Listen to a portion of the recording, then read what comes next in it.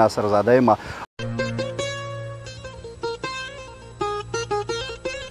کوټې چت را پرېوتی و په هغې کې مونږ اوسېدو دغه نه ماشومان مې دغه شانتې ناست وو. الله پاک ورته وویله زه په دې خبره ډېر زیات خوشحالېږم چې څوک د معذور او د کمزوري څخه او د بېوسه خلکو څخه مطلب چې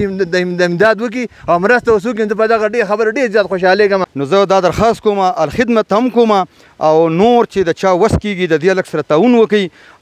الخدمت رضاکار الخدمت رضاکار الخدمت رضاکار الخدمت رضاکار سیلاب کا زلزلوی وبا کا حادثوی خدمت تدولس پر محاذ پوی تیار الخدمت رضاکار الخدمت رضاکار الخدمت رضاکار الخدمت رضاکار زمون پدې وطن کې چې راغلې زلزله وا یو سخت مسله وا یو سخت مسله وا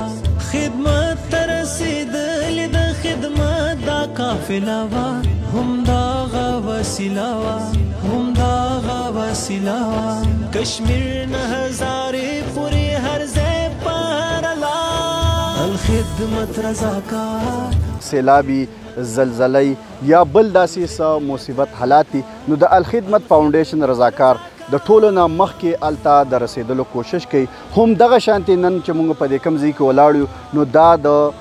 واجد کوم چې په جبر بازار کې د ټیلرۍ کاروبار کوي دا د تعلق چې کوم دی د دیر سره دی خو د څو کلونو نه هغه دلته په دې جبر کې ژوند تیری او په مختلف ځایونو کې په پردي کورونو کې په کوټو کې هغه چې کوم دی هغه خپل ژوند تیری. دې وخت کې دا تیر بارانونه چې کوم شوي نو د هغه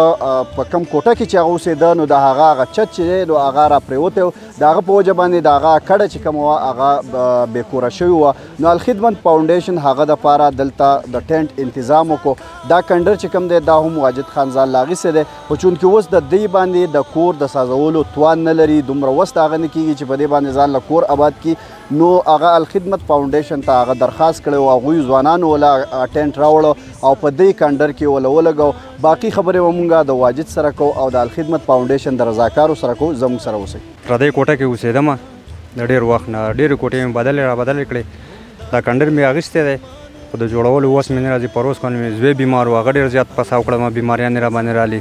کوټې چت را پرېوتی و په هغې کې مونږ اوسېدو دغه نه ماشومان مې دغه شانتې ناست وو بیا هم کډه څه یو ځای کې ایښه څه بل ځای کې ایښې ده او ماشومان مې بل ځای کې کېنول دي رور کره دا ځمکه مې اخیستې ده خو جوړولو وس مې نه راځي او د الخدمت فاونډیشن والا شکریه ادا کوم چې هغو ته مې درخواست وکړو او دا ټینټ راته راکړو دا مې ولګاو او دې کې به یو څو ورځې ګزاره کوم چې خدای وس راکړو زه له به یو کوټه جوړه کړم او که نور چا هم څه لاس امداد کېږي څه تعاون ناسه کولی شي د الله د رضا لپاره. او هغه مسله چې ټرین مطالبه کړو مخکې مو روزوی بیمار موږ څه پوره تعاون کړو د الخدمت د طرف هغه سم تعاون کړو د امبولانس لپاره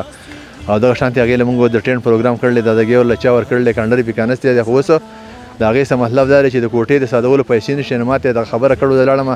خپل صدر صاحب ته مې ویل ضلعي صدر ته مونږ ټرین راکړو موږ ورته دلته ولګاو. نو زه به تاسو ته یو مختصر واقعه ووایم.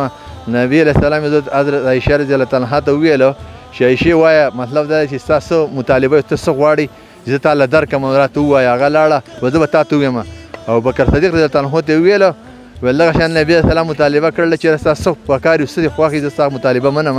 هغې ورته وویل ورته ووایه چې ته د معراج په شپه کله د الله رات له تللی وي ستا ورسره خبرې شوي دي په هغې کې کومه رزقه خبره وه چې تا ته یې کړله ما ته هغه ووایه. نو هغه ورته وویله چې ما ته الله رب عزت دا یو خبره چې کوم دی چې په دې ډېر زیات خوشحالېږم څوک د یو مظلوم مسلمان څه او یا د یو بنده څه مطلب چې ښېګړه وکړي یوه کمزوری هغه بېوسه بېدسه څوک د هغه څه تعاون وکړي نو زه په دغه ډېر زیات خوشحالېږم. جزاک الله مطلب چې دې دغه تاسو تعاون وکړئ. درخواست مخکې هم کړی یو ماشوم یې بیمار و الخدمت ورسره ډېر زیات تعاون کړی د هغې باوجود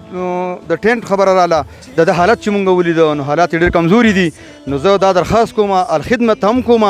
او نور چې د چا وس کېږي د دې هلک سره تعاون وکړي او کمزوری دی ډېر زیات کمزوری دی اوس هم په بل ځای کې ناست دی.